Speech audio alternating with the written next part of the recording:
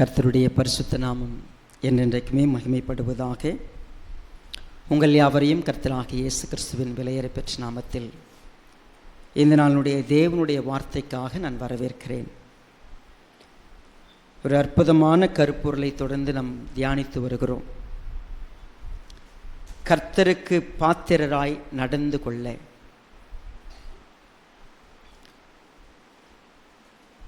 March April இந்த 2 மாதத்தில் before the final message, நம்ம அடுத்த வாரம் கடைசி செய்தி கேட்போம். பட் இந்த வாரத்துக்குள்ளே வரும்பொழுது கொஞ்சம் ரீவைன் பண்ணி பார்த்தோம்னா, we have discussed a prayer of Apostle Paul. Pavul அவர்கள் அந்த கொலேசி சபைக்கு ஏறெடுத்த ஒரு ஜபத்தை தான் நம்ம கொஞ்சம் ஆழமாக படிச்சிருக்கிறோம். விசுவாசத்துக்குள் வந்த ஒரு திருச்சபை, நம்பிக்கையில் பெருகின ஒரு திருச்சபை, கனி கொடுக்கிற ஒரு திருச்சபை. அவர்கள் கர்த்தரை எந்த அளவுக்கு அறிய வேண்டும், அவருக்கு பிரியம் உண்டாக எப்படி நடக்க வேண்டும், அவருக்கு பாத்திரராக நடப்பது என்றால் என்ன, அதில் எப்படி அவர்கள் வளர வேண்டும் என்று சொல்லி விரும்பினாரோ அதைத்தான் தேவனிடத்தில் விண்ணப்பமாக வைத்தார். ஸோ அப்படி அந்த விண்ணப்பத்தை ஒருவேளை இன்றைக்கு நீங்களும் நானும் நம்முடைய வாழ்க்கைக்காக நாம் ஏறெடுக்கிறவர்களாக இருந்தால், நம்முடைய லைஃப் நாம் இப்பொழுது பார்க்கிற விதத்திலிருந்து நிச்சயம் மாறுபட்டு இருக்கும். நாம் இப்பொழுது அனுபவிக்கிறதை விட வித்தியாசமாக இருக்கும். நாம் அநேக வழிகளில் செய்திகளை கேட்கிறவர்களாக இருக்கிறோம், அப்ரிஷியேட் பண்ணுறோம். இன்னைக்கு ரொம்ப நல்ல மெசேஜ் இது எனக்கு பிரயோஜனமான மெசேஜ், இது நான் கற்றுக்கொண்டேன் அப்படிலாம் சொல்கிறோம். பட் அதை நடைமுறை வாழ்க்கையில் வரும்பொழுது நாம் ஒரு சில விஷயங்களை கவனத்தில் கொள்ளாமல் அட் த டைம் அந்த சூழ்நிலையில் மறுபடியுமா நாம் பழைய மனிதன் எப்படி இருப்போமோ அப்படி நடந்து கொண்டு விடுகிறோம். அந்த பிரச்சனையை நம்முடைய வாழ்க்கையை விட்டு அகல வேண்டும் என்று சொன்னால், we should not forget something. ஒரு 15 வயது பையன், அவனுடைய உடை பார்த்தீங்கன்னா இப்போ இருக்கிற ட்ரெண்டில் இருக்கிற ஒரு உடையை போட்டுக்கிட்டு அப்படியே பஸ்ஸில் சாதாரணமாக கையில் ஒரு சிகரெட் பிடிச்சிக்கிட்டு அப்படி தொங்கிக்கிட்டு வந்தான்னா, அவனை பார்த்த உடனே சொல்லுவோம், என்னடா இது இப்படி இந்த பையன் படிக்கிறானா படிக்கலையா தெரில, இப்படி இருக்கிறான் அப்படின்னு சொல்லுவோம். இன்கேஸ் ஒரு வேளை அவன் ஒரு ஸ்கூலோட யூனிஃபார்ம் போட்டுக்கிட்டு அப்படி பண்ணான்னா என்ன சொல்லுவோம்?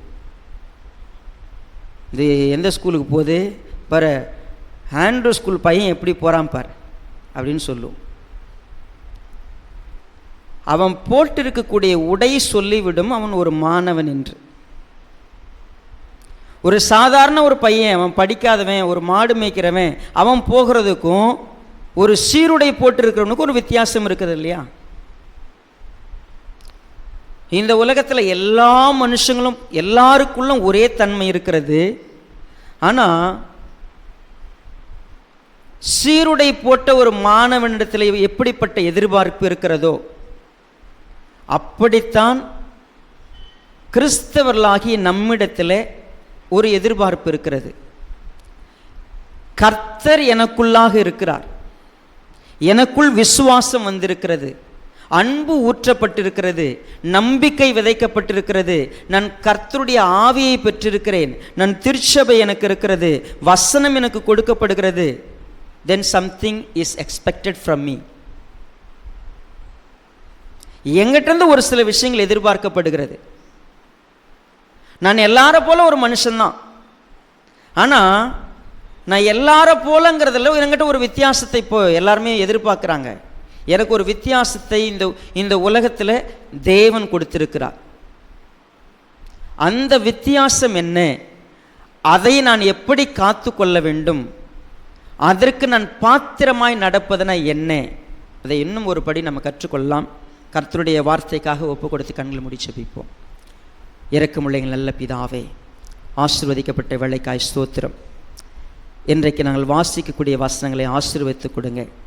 எங்களோடு கூட பேசுங்க. உம்முடைய வார்த்தை எங்களை உருவாக்கட்டும். மீட்பெரும் இரட்சகருமாயிருக்கிற கர்த்தராகிய இயேசு கிறிஸ்துவின் நாமத்தில் தாழ்மையோடு வேண்டிக் கொள்கிறோம் நல்ல பிதாவே, ஆமென். கொலேசியர் எழுதின நிருபம். அப்போஸ்தலனாகிய பவுல் கொலேசியருக்கு எழுதின நிருபம் 1 அதிகாரம். நாம் 9 வாசித்துட்டு வந்துட்டோம். 11 வசனங்களை வாசித்துருக்கிறோம். இன்றைக்கு பாருங்கள் 12வது வசனத்தை தான் நம்ம தியானிக்க போகிறோம். ஒளியில் உள்ள பரிசுத்தவான்களுடைய சுதந்திரத்தில் பங்கடைவதற்கு நம்மை தகுதி உள்ளவர் ஆக்கினவரும் இருளின் அதிகாரத்தினின்று நம்மை விடுதலையாக்கி தமது அன்பின் குமாரனுடைய ராஜ்யத்துக்கு உட்படுத்தினவருமாயிருக்கிற பிதாவை ஸ்தோத்தரிக்கிறோம். We give thanks, we praise God for a special blessing. தேவாதி தேவனுக்கு அதிகமாய் நாம் நன்றி சொல்ல கடமைப்பட்டிருக்கிறோம். ஏன் என்று சொன்னால், நாம் இருளின் அதிகாரத்திலே வாழ்ந்து வந்தோம். ஆனால் அதிலிருந்து நம்மை விடுதலையாக்கி தமது அன்பின் குமாரனுடைய ராஜ்யத்துக்கு நம்மை உட்படுத்தினார். இரண்டாவது மிக முக்கியமான காரியம், ஒளியில் உள்ள பரிசுத்தவான்களுடைய சுதந்திரத்தில் பங்கடையும்படியாய் நம்மை தகுதியாக்கியிருக்கிறார். இந்த சென்டென்ஸ் எவ்வளோ தூரம் உங்களுக்கு புரியுதுன்னு எனக்கு தெரியல. ஒரு சிம்பிளான ஒரு ஸ்ட்ரெயிட் ஃபார்வர்டான ஒரு சென்டென்ஸ். பட் அதில் இருக்கிற வார்த்தைகள் கொஞ்சம் புரியறதுக்கு சிரமமாக இருக்கும். ஒளியில் உள்ள பரிசுத்தவான்களுடைய சுதந்திரத்தில் பங்கடைவதற்கு,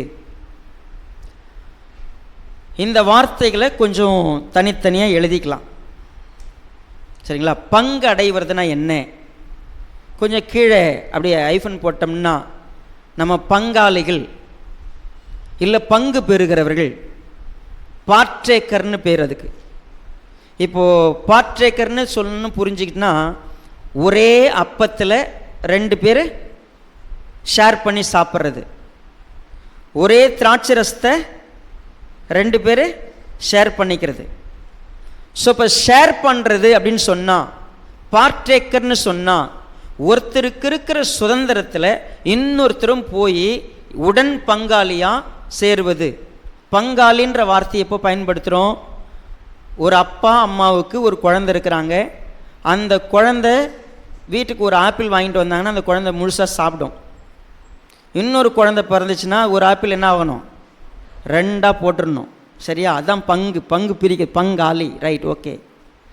ஸோ நான் ஒருவருக்கு பங்காளியாகும்படியாய் எனக்கு தகுதி கொடுக்கப்பட்டிருக்கிறது. நான் ஒருவருடைய பங்காளி. நான் யாரோட பார்ட்ரேக்கர், யாரோட பங்காளி? நான் என்னுடைய ஐடென்டிட்டியை நான் கொஞ்சம் புரிஞ்சுக்கணும். என்னுடைய தகுதியை நான் புரிஞ்சுக்கணும். நான் யார் என்பதை ஒரு சில நேரங்களில் மறந்து விடுகிறேன். எனக்கு எப்படிப்பட்ட தகுதிகள் இருக்கிறது, எப்படிப்பட்ட ஸ்லாக்கியம் இருக்கிறது, பாக்கியம் இருக்கிறதுங்கிறத இப்போ இருக்கிற சூழ்நிலை, சந்தர்ப்பம், நம்முடைய வாழ்க்கை முறை நமக்கு ஞாபகத்தில் கொண்டு வராது. ஸோ ஆகையினால இன்றைக்கு பவுல் மூலமாய் தேவன் ஒரு சத்தியத்தை நமக்கு சொல்லிக் கொடுக்க விரும்புகிறார். நாம் அழைக்கப்பட்டவர்கள், நமக்கு அழைப்பு கிடைத்தது. தேவன் இந்த உலகத்தில் சுவிசேஷத்தை அனுப்பும் பொழுதே, இயேசுவானவர் இந்த பூமிக்கு வரும்பொழுதே சொன்னார், பரலோக ராஜ்யம் சமீபமாக இருக்கிறது, நீங்கள் எல்லாரும் அதுக்குள்ளே பிரவேசிங்க வாங்கன்னு சொன்னார். அழைப்பு கொடுத்தார். நீங்கள் என்னை பின்பற்றி வாருங்கள்னு அழைப்பு கொடுத்தார். நமக்கும் என்ன சொன்னாங்க? வாங்க, கர்த்தராகிய இயேசு கிறிஸ்துவை தெரிஞ்சுக்குங்க, வாங்க, புரிஞ்சுக்குங்க, வாங்க, அவர் உங்களை அழைக்கிறாருன்னு சொல்லி கூப்பிட்டாங்க. எல்லாம் உங்களுக்கு கிடைச்ச அழைப்பின்படி என்ன அழைப்புக்கு நம்ம அழைக்கப்பட்டிருக்கிறோம்? நமக்கு ஒரு அழைப்பு இருக்கிறது. அந்த அழைப்பு விசேஷமான அழைப்பு. இந்த உலகத்தில் மற்றவர்களுக்கு கிடைக்காத ஒரு அழைப்பு அது. நாம் விசேஷமாய் தெரிந்து கொள்ளப்பட்டிருக்கிறோம். எங்கிருந்து தெரிந்து கொள்ளப்பட்டோம்? நம்முடைய ஒரிஜினல் அட்ரஸை கொஞ்சம் திரும்பி பார்க்கலாம். நம்ம யார்? நம்முடைய பழைய தன்மை என்ன, நாம் எதற்கு அழைக்கப்பட்டிருக்கிறோம், யாராக இருப்பதற்கு அழைக்கப்பட்டிருக்கிறோம். எனக்கு பாஸ்ட் லைஃப்னு ஒன்று இருக்குது. அந்த பாஸ்ட் லைஃப்னுடைய அட்ரஸை பார்த்தா இந்த அழைப்புக்கு தகுதியானவனான்னு கேட்டால் இல்லை. பாஸ்ட் லைஃபை கொஞ்சம் அந்த அட்ரஸ் புக்கு கொஞ்சம் நம்ம தேடி பார்க்கலாமா? தீத்து புஸ்தகத்தில் தான் இருக்குது. அது தீத்துக்கு எழுதின அந்த லெட்டரில் 3வது அதிகாரத்தை பாருங்கள். 3வது வசனத்தில் நம்முடைய பழைய அட்ரஸை எப்பயாவது தேடி பார்க்கணுன்னா இங்கே தான் இருக்குது. முற்காலத்தில் நாம் எப்படிப்பட்டவர்களாம்? நம்ம முட்டாள்கள்னு சொல்லலாம். புத்தியினர்னு ரொம்ப ஜென்டிலாக எழுதி வச்சுருக்கிறாங்க. ஆங்கிலத்தில் ஃபூலிஷ்னு இருக்குது. நமக்கு அப்படின்னா அறிவே கிடையாது. சரியா? நமக்கு அறிவு இல்லை. அடுத்தது, நாம் கீழ்ப்படியாதவர்கள். நம்ம அட்ரஸை எழுத சொன்னால் எப்படிலாம் இப்போது கவனித்து பாருங்களேன். நமக்கு பத்திரிக்கை எழுதுனாங்கன்னா முன்னாடி ஒரு சிலதான் எழுதுவாங்க, உயர் திரு, கனம் பொருந்திய, இல்லை என்னெல்லாம் போடுறாங்கல்ல. இப்போது என்ன போட்டிருக்கிறாருன்னு பார்த்தா நம்ம அட்ரஸு நம்ம பேருக்கு முன்னாடி என்னெல்லாம் இருந்திருக்கு பாருங்கள். நம்ம புத்தியினர், கீழ்ப்படியாதவங்க, வழி தப்பி நடக்கிறவங்க, நம்ம அடிமைகள். எதற்கு? பலவித இச்சைகளுக்கும் இன்பங்களுக்கும். அப்புறம் துர்க்குணம் உடையவன், பொறாமை உடையவன், பகைக்கப்படத்தக்கவன், நான் பகைக்கிறவன். என்னுடைய நேச்சர் இதுதான். நான் யார்? என்னுடைய பாஸ்ட் லைஃப் அதுதான். நான் வெறுக்கப்படத்தக்கவன், பகைக்கப்படத்தக்கவன், தள்ளப்படத்தக்கவன், ஒதுக்கப்படத்தக்கவன், நிராகரிக்கப்படத்தக்கவன். That was my past life. ஆனால் கர்த்தர் என்னை அழைத்தார். எதற்கு அழைத்தார்? வேதாகமம் சொல்லுகிறது. எபிரேயர் 3வது அதிகாரத்தினுடைய முதல் வசனம் இப்படியாக சொல்கிறது பாருங்கள். இப்படி இருக்க பரம அழைப்பிற்கு பங்குள்ளவர்களாகிய பரிசுத்த, நமக்கு இப்போ பேர் பாருங்களேன், we are called saints. சரிங்களா? நான் சொன்னேன்ல முன்னாடி, இப்போது பழைய அட்ரஸில் என் பேருக்கு முன்னாடி என்ன இருந்திருக்கும்? ஃபூலிஷ்னு இருந்திருக்கும். ஆனால் இப்போது பரிசுத்த ஸ்டீஃபன்னு அழைக்கப்படுறதுக்கு எனக்கு ஒரு அழைப்பு கிடைச்சிச்சு. நான் பரிசுத்தவான் என்று அழைக்கப்படலாம். அந்த பரிசுத்தத்தில் எனக்கு பங்கு உண்டு. எனக்கு நான் யாருக்கு இப்போ பங்காளின்னு கேட்டால், கிறிஸ்து பரிசுத்தமானவர். அந்த பரிசுத்தத்தில் நான் பங்கடைவதற்கு எனக்கு அழைப்பு கிடைச்சிச்சு. அது நான் சொல்ல. எபிரேயர் 12வது அதிகாரத்தில் பாருங்க.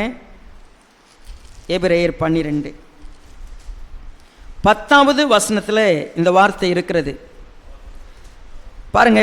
2வது பகுதியில், இவரோ தம்முடைய பரிசுத்தத்திற்கு நாம் பங்குள்ளவர்களாகும் பொருட்டு, ஆமாம், அவருடைய பரிசுத்தத்துக்கு நம்ம பங்குள்ளவர்களாகும் பொருட்டு நம்மை அழைத்திருக்கிறார்.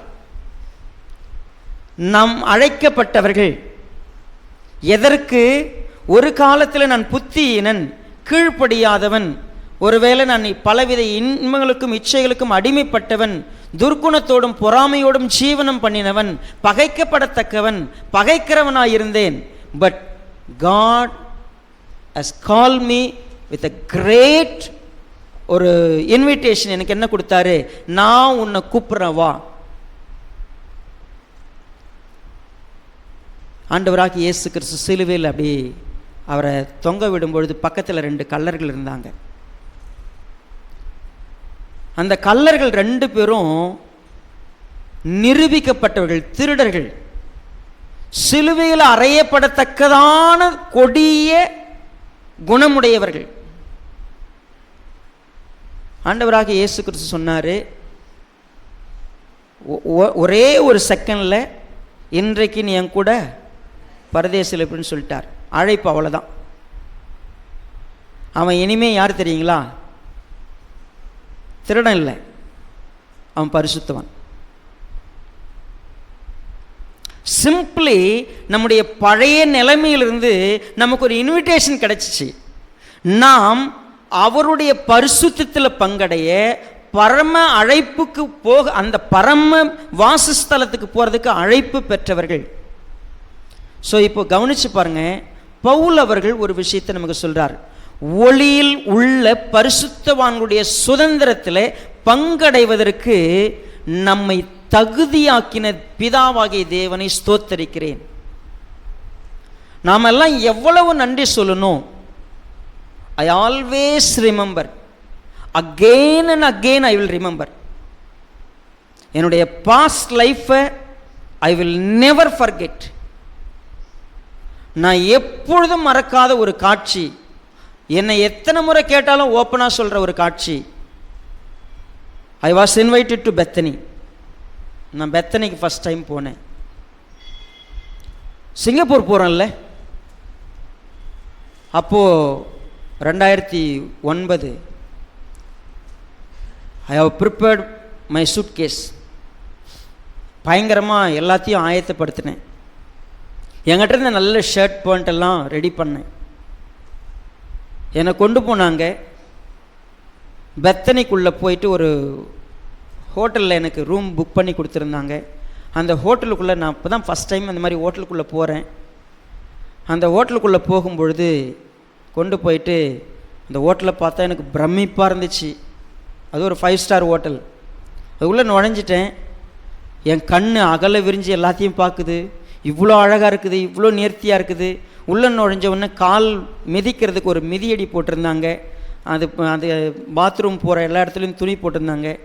ஸோ நான் போயிட்டு ஃபஸ்ட்டு அந்த பாத்ரூம் பார்த்தோன்னே குளிக்கலான்னு போயிட்டு என்னுடைய ட்ரெஸ்ஸை கழட்டி, என்னுடைய பனினை கழட்டி, ஒயிட் கலரில் போட்டு அந்த பனினை கழட்டினேன். அந்த ரூமில் இருக்கிறதுக்கு தகுதி இல்லாத ஒரு துணி எதுனா நான் வெள்ளை கலரில் போட்டிருந்தேன் என்னுடைய பனியன். இந்த கால் மிதி என் பனியனை விட ஒயிட்டராக இருக்குது. அங்கே முட்டி போட்டு அழுத ஆண்டவர்கிட்ட. என் தகுதி என்னன்னு எனக்கு நல்லா தெரியும். தேவன்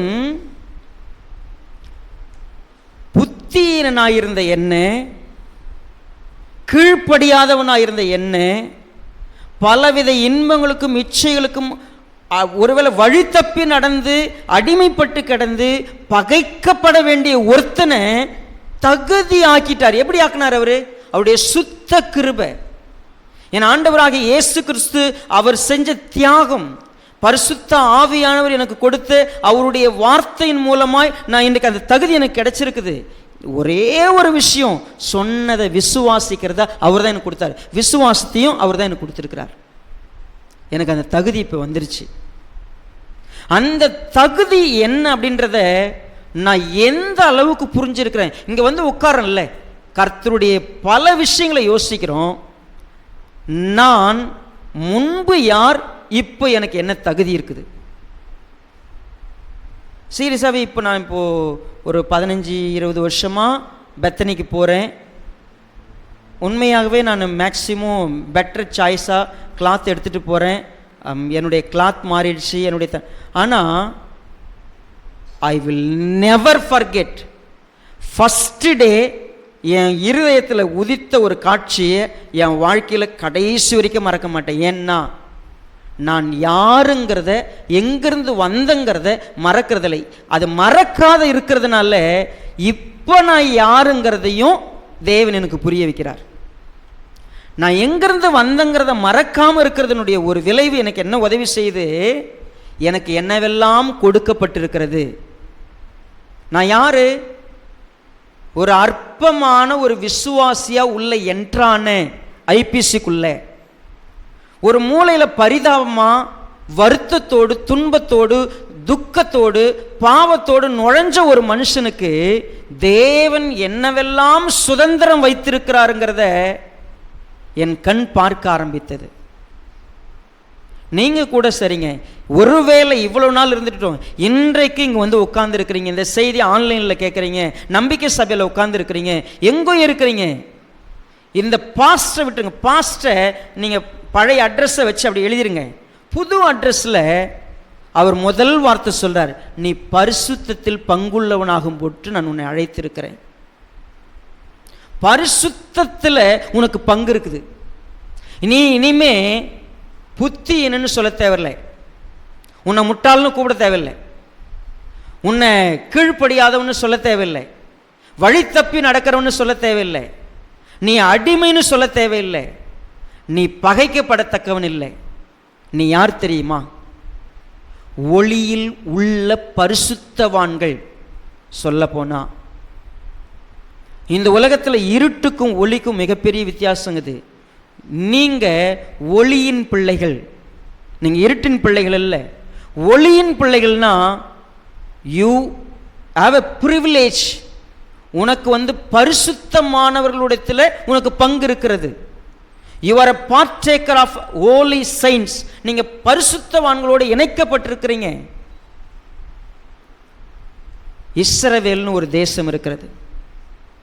இந்த இஸ்ரவேல் தேசம் இன்றைக்கு வரைக்கும் அசைக்க முடியாத இன்ஹெரிட்டன்ஸில் அநேக காரியங்கள். இந்த உலகமே இப்போ இஸ்ரவேலை மையமாக வச்சு தான் பேசிக்கிட்டு இருக்கிறோம். எங்கு துவங்கியது இது? பழைய ஏற்பாட்டில் ஒரே ஒரு மனிதன் அழைக்கப்பட்டான். ஊர் என்கிற தேசத்தில், கல்தேயருடைய தேசத்தில் உட்கார்ந்து கர்த்தர் கூப்பிட்டார். நான் உனக்கு காண்பிக்கும் தேசத்துக்கு நீ போன்னு சொல்லி கூப்பிட்டார் இல்லை ஆபிரகாமை. கூப்பிடும்போது சொன்னார், ஆதியாகமம் 12வது அதிகாரத்தில் நம்ம வாசிக்கிறோம்.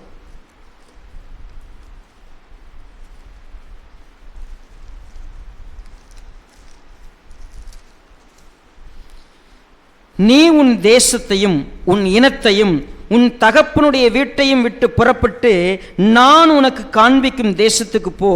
நான் உன்னை பெரிய ஜாதியாக்கி உன்னை ஆசீர்வதித்து உன் பேரை பெருமைப்படுத்துவேன். நீ ஆசீர்வாதமாய் இருப்பாய். உன்னை ஆசீர்வதிக்கிறவர்களை ஆசீர்வதிப்பேன், உன்னை சபிக்கிறவனை சபிப்பேன். பூமியில் உள்ள வம்சங்கள் எல்லாம் உனக்கு ஆசீர்வதிக்கப்படும் என்றார். பழைய அட்ரஸ் ஒன்று இருந்துச்சு. அந்த அட்ரஸை தூக்கி போட்டு I will give a new address. உனக்கு ஒரு புதிய அட்ரஸ் நான் தரேன், உனக்குன்னு ஒரு தேசத்தை தரேன், உனக்குன்னு மக்களை கொடுக்கிறேன், உனக்குன்னு நிறைய பிளஸ்ஸிங்கை கொடுக்குறேன்னு சொன்னார்.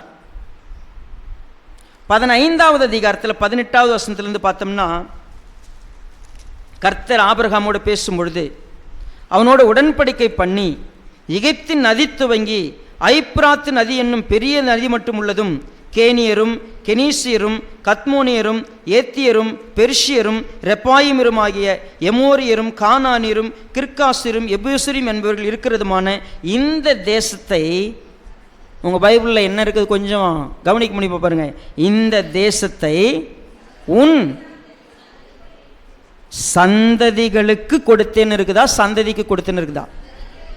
சந்ததி என்று சொன்னால் ஒரே ஒரு நபரை குறிக்கிற வார்த்தை. 12வது அதிகாரத்தில் சொன்னார். கொஞ்சம் திரும்பி 12வது அதிகாரத்தில் பாருங்க, 2வது வசனத்தை கொஞ்சம் கவனிங்க. நான் உன்னை பெரிய ஜாதியாக்கி உன்னை ஆசீர்வதித்து, பாருங்க இங்க சொல்றாரு, உன்னை பெரிய ஜாதியாக்குவேன், உனக்கு நிறைய, உனக்கு ஒரு சந்ததி வரும். அந்த சந்ததி ஒருத்தர். பூமியில் இருக்கிற எல்லாம் உனக்குள்ள ஆசீர்வதிக்கப்படும், உன் சந்ததி ஆசீர்வதிக்கப்படும். அது வேற யாரும் இல்லை, அந்த சந்ததி கிறிஸ்து. வேதாகமம் அப்படிதான் சொல்லுது நமக்கு. சரி, கிறிஸ்துவுக்கு ஒரு மிகப்பெரிய சொத்து இருக்குது. உன் சந்ததிக்கு நான் எல்லாவற்றையும் கொடுக்கிறேன்.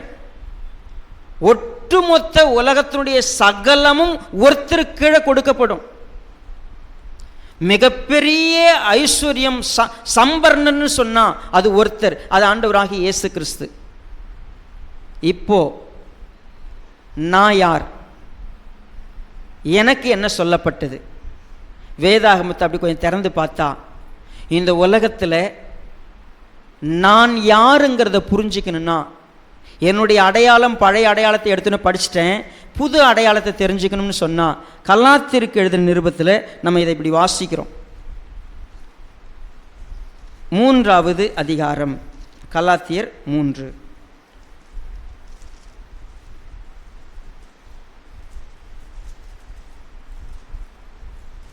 பதினாறாவது வசனத்தை பாருங்க. ஆபிரகாமுக்கும் அவனுடைய சந்ததிக்கும் வாக்குத்தத்தங்கள் பண்ணப்பட்டன. சந்ததிகளுக்கு என்று அநேகரை குறித்து சொல்லாமல் உன் சந்ததிக்கு என்று ஒருவனை குறித்து சொல்லியிருக்கிறார். அந்த சந்ததி கிறிஸ்துவே. சரி, 26வது வசனம். நீங்கள் எல்லாரும் கிறிஸ்து இயேசுவை பற்றும் விசுவாசத்தினால் தேவனுடைய புத்திரராயிருக்கிறீர்கள். எத்தனை பேர் இப்போ ஆமேன்னு சொல்லுவோம், நான் ஆண்டவருடைய பிள்ளைங்க அப்படின்னு சொல்லுவீங்க இல்லையா? நான் முன்னாடி புத்தியின கீழ்ப்படியாதவன், வழி தப்பி நடந்தவன், பலவித இச்சைகளுக்கும் இன்பங்களுக்கும் அடிமைப்பட்டு கிடந்தவன், துர்க்குணத்தோடும் பொறாமையோடும் ஜீவனம் பண்ணவன், நான் ஒருவரை ஒரு பகைக்கிறவனாயிருந்தேன், பகைக்கப்படத்தக்கவனாயிருந்தேன். That was my past. தேவன் என்னை அழைச்சாரு விசுவாசத்துக்கு. நான் விசுவாசத்துக்குள்ள வந்தேன், கிறிஸ்துவை ஏற்றுக்கொண்டேன். அதனால இப்போ நான் யாரு? தேவனுடைய பிள்ளை. சரி, இப்போ அப்படி பார்த்தீங்கன்னா 29வது வசனம் இப்படி சொல்லுது, நீங்கள் கிறிஸ்துவின் உடையவர்கள் ஆனால் ஆபிரகாமின் சந்ததியாராயும் வாக்கு தத்தத்தின்படி சுதந்திரர் என்று சொன்னால் உரிமையாளர் என்று பொருள். நீங்கள் பெரிய சொத்துக்கு நீங்க உரிமையாளர். இப்போ நான் ஏற்கனவே சொன்னேன், உன் சந்ததியை இப்படி நான் ஆசீர்வதிப்பேன்னு சொன்னது யாருக்கு உரியது? கிறிஸ்துவுக்கு உரியது. இப்போ சொல்றாரு, என்கிட்ட சொன்னாரு, ரோமருக்கு எழுதின நிருபத்தில் சொல்லும்போது 8வது அதிகாரத்தில் என்ன சொல்றாரு அப்படின்னா,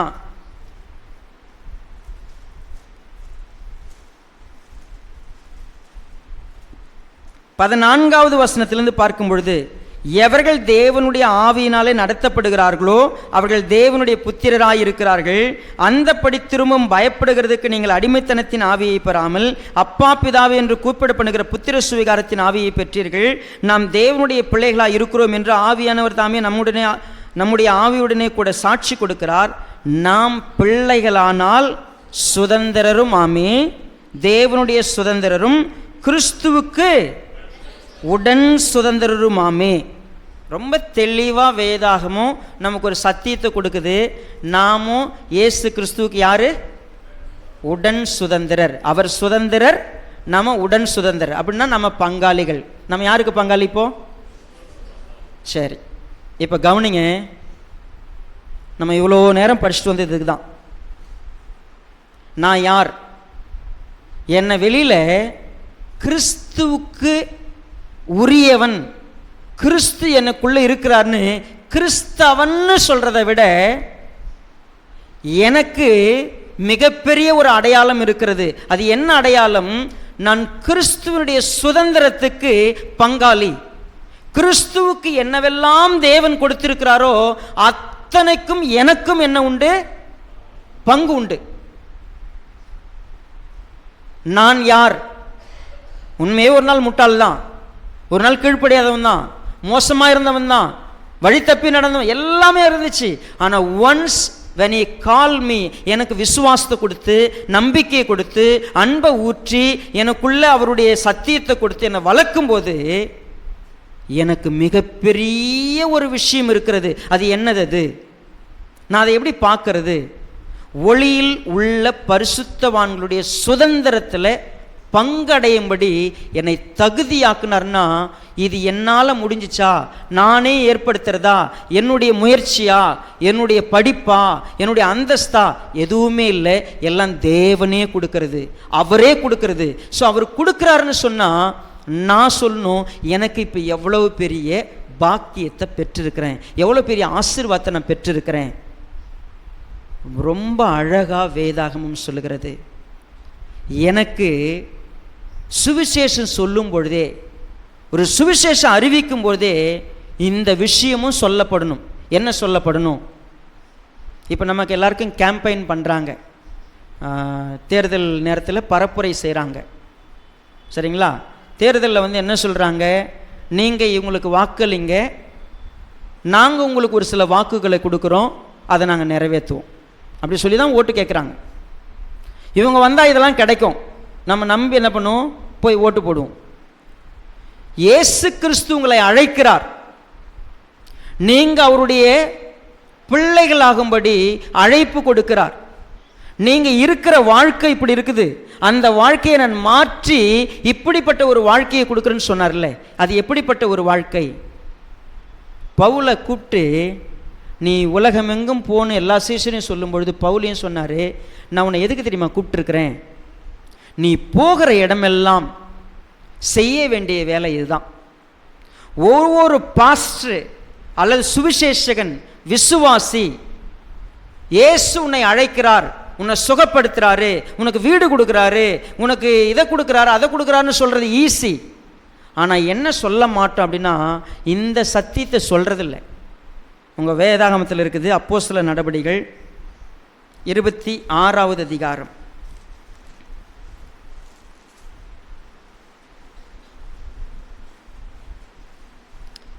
பவுல் அவர்கள் அகிரிப்பா கிட்ட சொல்கிறார், நான் ஒரு தரிசனத்தை கண்டேன் ராஜாவே. என்கிட்ட அவர் தரிசனமானார். 17வது வசனத்திலிருந்து அவர் சொல்கிற வார்த்தையை கவனிங்க. உன் சுய ஜனத்தாரின் என்றும் அந்நிய ஜனத்தாரிலிருந்தும் உன்னை விடுதலையாக்கி, நல்ல கவனமாக நான் வாசிக்கிறேன், பொறுப்போடு கவனித்து பாருங்கள். அவர்கள் என்னை பற்றும் விசுவாசத்தினாலே பாவம் மன்னிப்பையும் பரிசுத்தமாக்கப்பட்டவருடைய சுதந்திரத்தையும் பெற்றுக்கொள்ளும்படியாக அவர்கள் இருளை விட்டு ஒளியினிடத்திற்கும் சாத்தானுடைய அதிகாரத்தை விட்டு தேவனிடத்துக்கும் திரும்பும்படிக்கு நீ அவருடைய கண்களை திறக்கும் பொருட்டு இப்பொழுது உன்னை அவர்களிடத்தில் அனுப்புகிறேன் என்றார். பவுலுக்கு ஒரு வேலை கொடுத்தார். நீ இப்போ என்னை பற்றி சொல்லு, முக்கியமாக நீ செய்ய வேண்டியது என்ன தெரியுமா? அவங்க இருளிலேருந்து எங்கே வரணும்? வெளிச்சத்துக்கு வரணும். பரிசுத்தவான்களுக்கு ஒரு சுதந்திரம் இருக்குது, அந்த சுதந்திரம் என்னன்னு அவங்க தெரிஞ்சுக்கணும். நமக்கு என்ன சொத்து இருக்குது நீ தெரியுமா? நமக்கு எவ்வளோ பெரிய சொத்து இருக்குன்னு தெரியுமா உங்களுக்கு? இது வரைக்கும் வாஸ்து இருக்கிறீங்களா? நம்ம எவ்வளவு பெரிய சுதந்திரத்துக்குரியவர்கள், நம்ம அதில் பங்கெடுத்திருக்கிறோமா? நமக்கு அந்த பங்கடைவதற்காக நம்ம என்ன செஞ்சுக்கிட்டு இருக்கிறோம்? அதற்கான வேலை நமக்கு இருக்குதா? கொஞ்சம் நம்ம அதை தான் தியானிக்கிறதுக்கு இன்றைக்கு அழைக்கப்பட்டிருக்கிறோம். மீண்டுமாக கொலேசியர் 1வது அதிகாரத்துக்கு வருவோம்.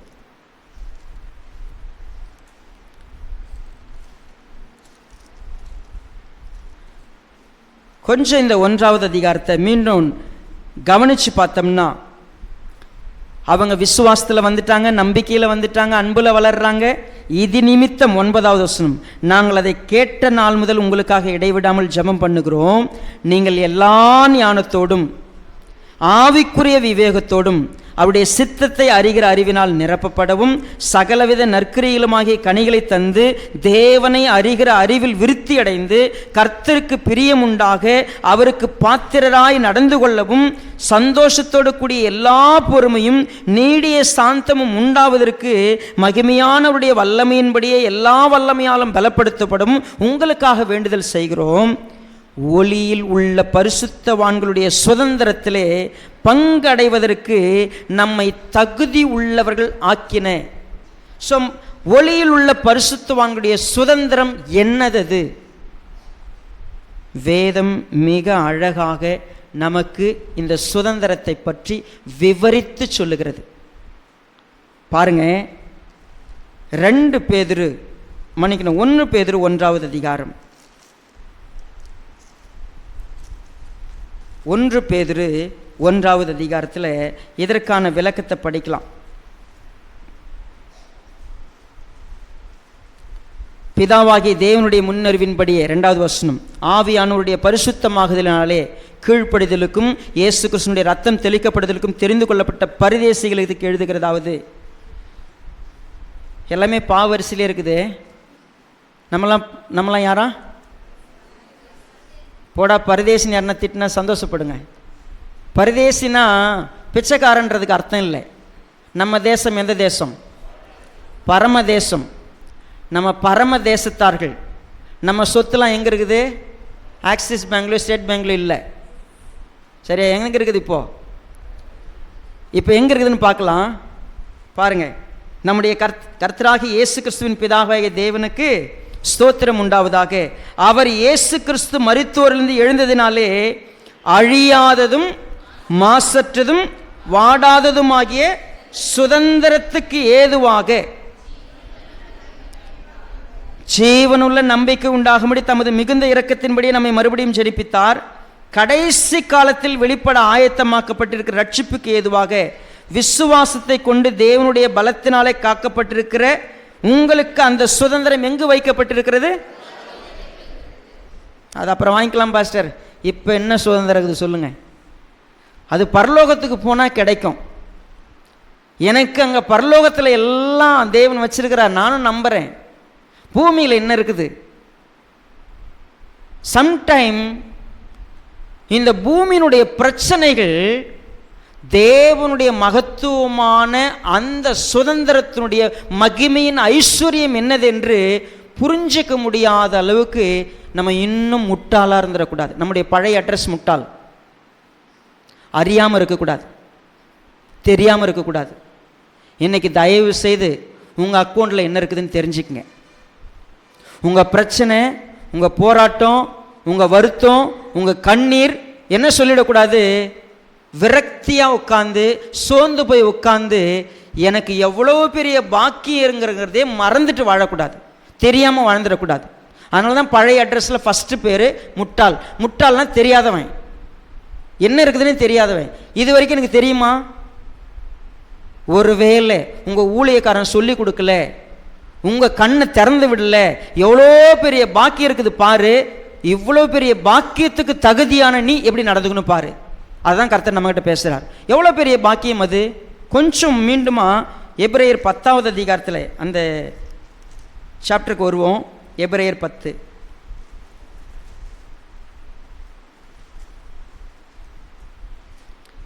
முப்பத்தி 4வது வசனத்தை பாருங்க.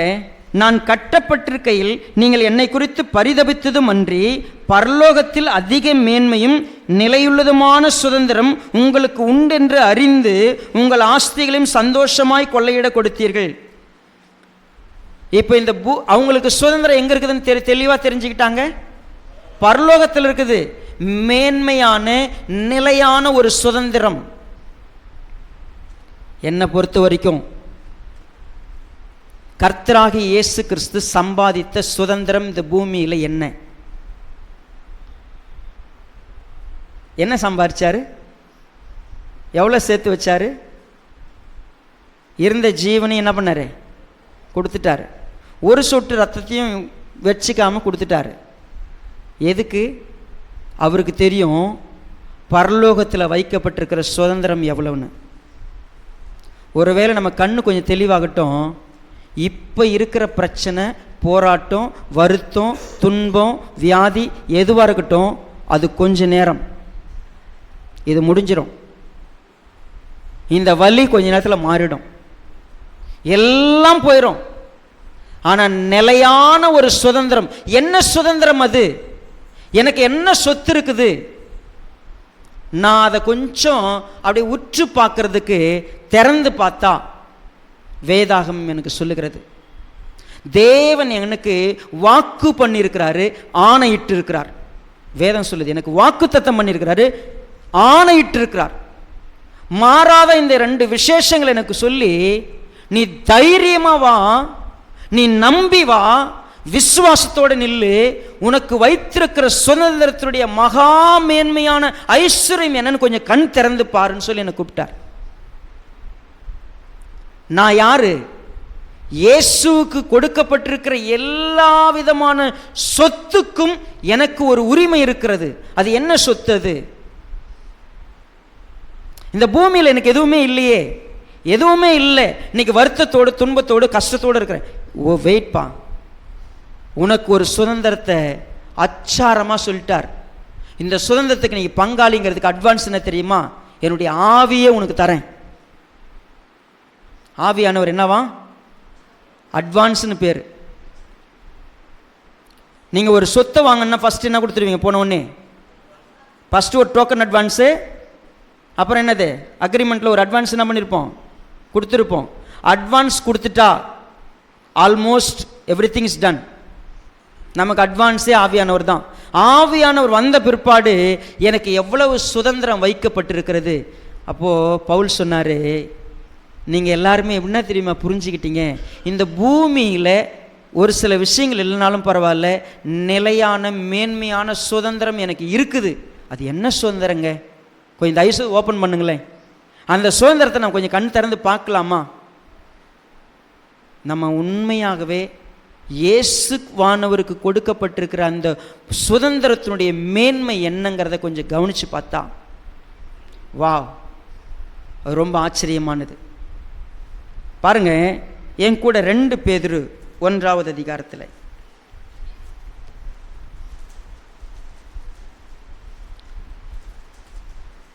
3வது வசனம். 2 பேதுரு 1வது அதிகாரம் 3வது வசனம்.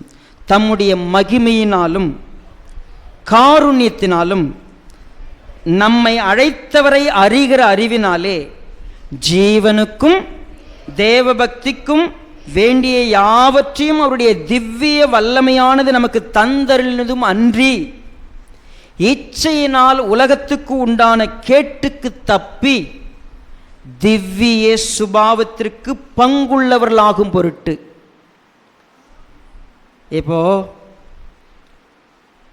கொஞ்சம் கண் ஓப்பன் பண்ணி பாருங்க. இயேசுவானவருக்கு என்ன தன்மை இருக்கிறது, என்ன கேரக்டர் இருக்கிறது, அதே தன்மையும் அதே கேரக்டரும் எனக்கும் உண்டு. நான் அதை அப்படியே அடைய முடியும். இந்த பூமியில் உங்கள் இலக்கு என்ன? என்ன சொத்தை நீங்கள் சம்பாதிப்பீங்க? ஒரு சொத்தை நான் சம்பாதிப்பேன். யாரை மாதிரி நான் மாறுவேன் தெரியுமா? அப்படி இயேசு போல என்னால் மாற முடியும். இயேசுனுடைய அவர் இயேசுனா அவர் தான். ஆனால் அதை அப்படியே நான் பங்காளி. நான் அதை அப்படியே அவருக்கு என்னவோ அதை நான் சம்பாதிக்க முடியும். இச்சையினால் உலகத்துக்கு உண்டான கேட்டுக்கு தப்பி திவ்ய சுபாவத்திற்கு பங்குள்ளவளாகும் பொருட்டு என்னை என்ன பண்ணியிருக்கிறாரு? மகா மேன்மையும் அருமையான வாக்கு தத்தங்களும் அவைகளினாலே நமக்கு அளிக்கப்பட்டிருக்கிறது. எனக்கு இயேசுவை போல மாறுறது, இயேசுவை போல மாறுறதுன்னா எனக்கு என்ன கிடைக்கும்? நான் உற்று பார்க்குறேங்க இயேசுவானவரை. அவர் தேவனுடைய ரூபமாயிருந்து தேவனுக்கு சமமாயிருந்து அதை கொள்ளையாடின பொருளாக எண்ணாமல் தம்மை தாமே வெறுமையாக்கி அடிமையின் ரூபம் எடுத்து மனுஷர் சாயலாகி மரண பரியந்தம் கீழ்ப்படிந்து முழுமையாக விட்டு கொடுத்ததுனால எல்லா நாமத்துக்கும் மேலான நாமத்தை அவருக்கு தந்தருளி வானோர் பூதலத்தோர் பூமியின் கீழானுடைய எல்லா முழங்கால்களும் அவருக்கு முன்பாக முடங்கும்படி மேலான நாமத்தை அவருக்கு என்ன பண்ணாரு? கொடுத்தாரே. எனக்கு சொன்னாரு, ஜெயம் கொள்ளுகிறவன் எவனோ அவனுக்கு நான் ஒரு புதிய நாமத்தை நான் என்ன பண்ணுவேன்? கொடுப்பேன்னு சொன்னார். இல்லை, அப்ப இயேசு கிறிஸ்துவுக்கு என்ன கொடுக்கிறாரோ எனக்கும் பங்கு கொடுக்கிறாரு. இயேசு கிறிஸ்து சொன்னாரு, ஜெயம் கொள்ளுகிறவன் எவனோ அவன் என்னோட கூட சிங்காசனத்துல அவர் ஆளுவார்னா நானும் அவர் கூட உட்கார்ந்து ஆளுவேன். அவரு ராஜானா நானும் ராஜா. ஏன்னா என்னை கூப்பிடும்போது சொன்னாரு, எனக்கு சொல்லும் போது நான் யாருன்னு கேட்டா முன்னாடி நான் முட்டாளு, அடங்காதவன், வழி தப்புனவன் எல்லாரும் இல்லை. இப்போ என்னை கூப்பிடும்போது எப்படி தெரியும் கூப்பிடுறாரு? அவரு என்னை கூப்பிடும் போது என் பிள்ளைன்னு சொல்லி கூப்பிடுறாரு. அவர் எனக்கு கொடுத்துருக்கிற பேர் என்னன்னா, நீ பரிசுத்த ஜாதி, ராஜரீக கூட்டம், ஆசாரிய கூட்டம், நீ ராஜா. இதெல்லாம் எனக்கு சொல்றாருல்ல. வெளிப்படுத்துகிற 1:6 சொல்றாரு, நம்ம 1 பேதுரு 2 சொல்றாரு 9வது வசனத்துல. இதெல்லாம் என்ன? நான் யார் இப்போ? முன்ன நான் அப்படி இல்லை. இப்போ நான் தகுதி உள்ளவனாக்கப்பட்டிருக்கிறேன். என்ன தகுதி எனக்கு? நான் பரிசுத்தவான், நான் கிறிஸ்துவின் சகோதரன், கிறிஸ்துவனுடைய பங்காளி. நான் இப்போ ராஜா, நான் அடிமை கிடையாது. நான் இப்போ ஆசாரியன், பலி செலுத்துவதற்கு தகுதி உள்ள ஒரு மனுஷன். நான் கர்த்தரை துதிக்கிற ஒரு மனுஷன். நான் கர்த்தரோடு இருக்கிற ஒரு மனுஷன். நான் இவ்வளவு தகுதி இருக்கிற நான் மீண்டும் போய் கழுவப்பட்டு பன்றி சேற்றில் புரளுகிறதுன்னு சொல்றபடி எனக்கு ஆச்சுன்னு சொன்னா, அழைக்கப்பட்ட அழைப்புக்கு நான் யார்? ஒரு முறை சொன்னாங்க, ஒரு 40-45 வயது இருக்கும், மிக கேவலமான உருவத்தோடு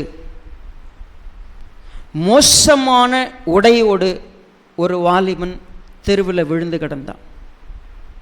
குடித்து வெறித்து விழுந்து கிடக்கிறான்.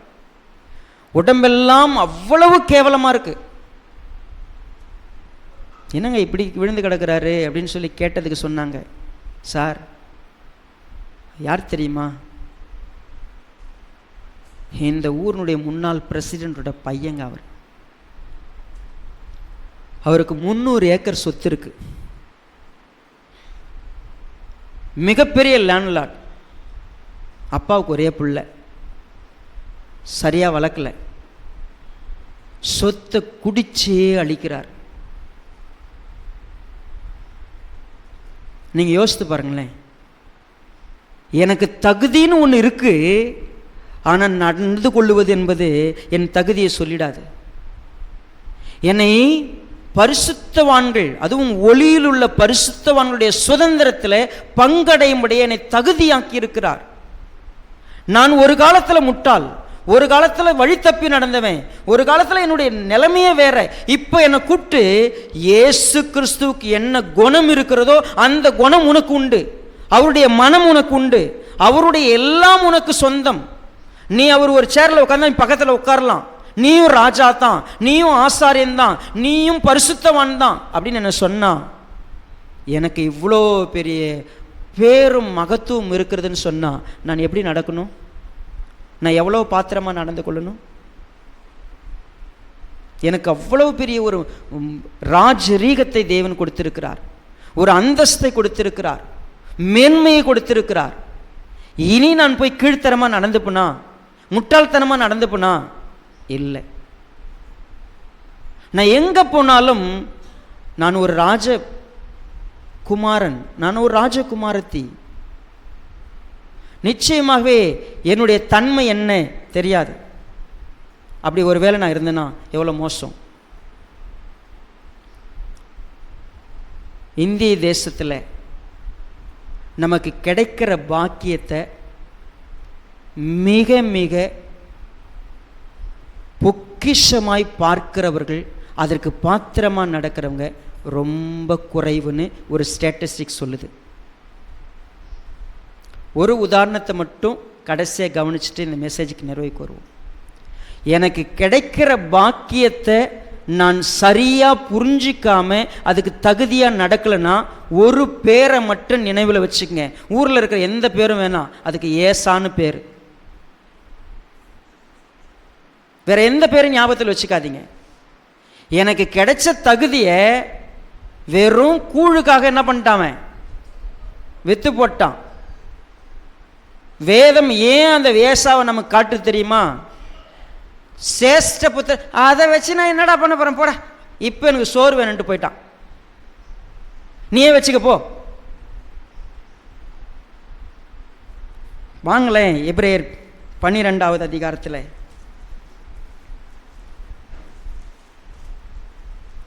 இந்த வார்த்தையை கொஞ்சம் கவனிச்சிருவோம். 15வது வசனம், ஒருவனும் தேவனுடைய கிருபையை எழுந்து போகாதபடிக்கு யாதொரு கசப்பான வேர் முளைத்தெழும்பி கலகம் உண்டாக்குறதுனாலே அநேகர் தீட்டுப்படாதபடிக்கும் ஒருவனும் வேசிக்கல்லனாகவும் ஒருவேளை போஜனத்துக்காக தன் சேஷ்ட புத்திர பாகத்தை விற்று போட்ட ஏசாவை போல சீர்கெட்டவனாகவும் இராதபடிக்கு எச்சரிக்கையாயிருங்கள். ஏனென்றால் பிற்பாடு அவன் ஆசீர்வாதத்தை சுதந்திரித்துக் கொள்ள விரும்பியும் ஆகாதவன் என்று தள்ளப்பட்டதை அறிவீர்கள். அவன் கண்ணீர் விட்டு கவலையோடு தேடியும் மனமாறுதலை. ஆமாம், தயவு செய்து ஒரு காரியத்தை தெளிவாக புரிஞ்சுப்போம். நீ பிள்ளைப்பா, உனக்கு இந்த பாக்கியம் இருக்குப்பான்னா அதுக்கு பாத்திரமாக நடக்கணும். அப்படி இல்லை, உதாசீனம் பண்ணோம், அற்பமாக தூக்கி போட்டோம், பிற்பாடு கண்ணீர் விட்டால் கூட என்ன பண்ண முடியாது, அது கிடைக்காது. எனக்கு ஒரு வாய்ப்பு கொடுத்துருக்கிறார். நான் எங்கேருந்து வந்தேன், இப்போ நான் யார்? இயேசு கிறிஸ்துவுக்கு பங்காளினா பங்காளி போல நடந்துக்கணும். நான் பிசாசுக்கு பங்காளி மாதிரி நடக்கக்கூடாது. என் வாழ்க்கை நான் யாரோடு கூட இணைக்கப்பட்டிருக்கிறேன்? நீங்கள் சொல்லுங்கள், நான் சாலிதான் பாஸ்டர் கூட பயணம் பண்ணுற ஒரு வாய்ப்பு இருக்குது, அவரோடு கூட தங்குற வாய்ப்பு இருக்குது, அவர் பேரை சொல்கிற வாய்ப்பு இருக்குதுன்னா அதுக்கு தகுதியாக நடந்துக்கணும். அதை பயன்படுத்தி கெட்டு போகக்கூடாது. உண்மையாகவே இந்த வார்த்தைகளை கேட்குற அவ்வளவு பேரும் இயேசு கிறிஸ்துவுக்கு என்ன சுதந்திரம் கொடுக்கப்படுகிறதோ அதற்கு உடன் பங்காளிகள். பரிசுத்தவான்களுக்கு கொடுக்கப்படுகிற அந்த சுதந்திரத்தினுடைய பங்காளிகள். வேதம் சொல்லுகிறது, அந்த பங்கடைகிற வார்த்தை ரொம்ப அற்புதமான வார்த்தை. உண்மையாகவே இந்த வார்த்தையை நான் கொஞ்சம் கவனிக்கும் பொழுது வேதம் சொல்லுகிறது, நான் எப்போ அவங்க கீழ்ப்படிஞ்சு அதை சுதந்திரிக்கிறாங்களோ அவங்களுக்கு நான் தகப்பனாக இருப்பேன், அவங்க என் ஜனமாக இருப்பாங்க. கர்த்தராகிய தேவனுடைய விருப்பம் அது மட்டும்தான். இந்த வார்த்தை இப்படி தெளிவாக சொல்லுது, நீங்கள் எப்போ சுதந்திரத்துக்குள்ளே வரீங்களோ நான் உங்கள் தேவனாக இருப்பேன், நீங்கள் என் பிள்ளையாக இருப்பீங்க. இந்த வேதத்தினுடைய எண்டிங் அதுதான். எனக்கு ஒரு சுதந்திரம் இருக்குது, அதுக்கு பாத்திரமாக இருக்கணும். நான் எனக்கு ஒரு சொத்து இருக்குது, எனக்கு வாக்குத்தத்தம் பண்ணப்பட்டிருக்கிறது, அதை அடைவதற்கு எனக்கு பொறுமை தேவை, அதை நோக்கி போகிறேன், அதை அடைவதற்கு நான் பாத்திரமாக நடந்துக்கணும். ஸோ ப்ளீஸ், நான் கர்த்தருக்கு பாத்திரமாக நடக்கணும்னா இன்றைக்கி எனக்கு எப்பேற்பட்ட ஆசீர்வாதங்கிறத புரிஞ்சுக்கிட்டு அதுக்கு பாத்திரமாக இருப்பதற்கு, அதுக்கு தகுதியாக இருப்பதற்கு, எப்படி ஆகிலும் நான் அதற்கு தகுதியாவதற்கு எல்லாவற்றையும் விட்டு என் நோக்கமெல்லாம் அதுவாக வச்சிருக்கிறேன்னு பவுல் சொன்னாரோ, அதே போல் நீங்களும் நானும் அந்த தகுதியே தேவன் நம்ம கொடுக்குறார். அதுக்கு பாத்திரமாக வாழ்கிறதுக்கு ஒப்பு கொடுக்கலாம். கண்களை மூடி ஜெபிப்போம்.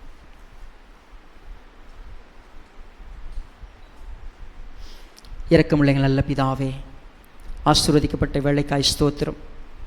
எங்களோட திட்டமாக தெளிவாக பேசி புரிய வைக்கிறீங்க. எங்களுக்கு கிடைச்சிருக்கிற தகுதி என்னங்கிறத மறந்துடாமல் சரியாய் ஜீவிக்கக்கூடிய கிருபை தாங்க. உம்முடைய வார்த்தை தொடர்ந்து எங்களை உருவாக்கி கொண்டிருக்கிறது. கிறிஸ்துவானவருக்கு கிடைத்திருக்கிற அந்த ஸ்லாக்கியத்திற்கு நாங்கள் பங்குள்ளவர்கள், பரிசுத்தவான்களுக்கு கிடைத்திருக்கிற ஸ்லாக்கியத்திற்கு பங்குள்ளவர்கள். அதற்கு பாத்திரமாய் நடக்கக்கூடிய கிருபை தாங்க. உம்முடைய வார்த்தை எங்களை தொடர்ந்து வழிநடத்தட்டும். இந்த வார்த்தையை கேட்ட ஒவ்வொரு இருதயத்திலும் ஆவியானவர் கிரியை செய்ய ஒப்பு கொடுத்து மீட்பர் பாதமணிந்து நன்றியோடு ஜெபிக்கிறோம் நல்ல பிதாவே. ஆமென்.